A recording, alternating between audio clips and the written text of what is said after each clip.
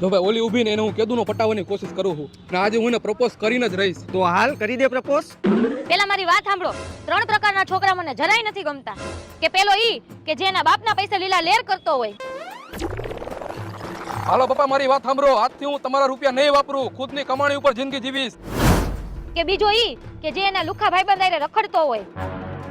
વયો જા લુખા, આજથી તું મારી હારે દેખાતો નહીં. કે ત્રીજો ઈ કે જેની આગળ ફોન હોય અને આખો દી ફોનમાં જ મથતો હોય. મને માફ કરજે મારા કલેજા. શું હે? તમે જે 3 પ્રકારના છોકરા કીધા ને એવી ખરાબ આદત મારામાં છે જ નહીં. તો હું તમને પ્રેમ કરું છું, તમે મને પ્રેમ કરો.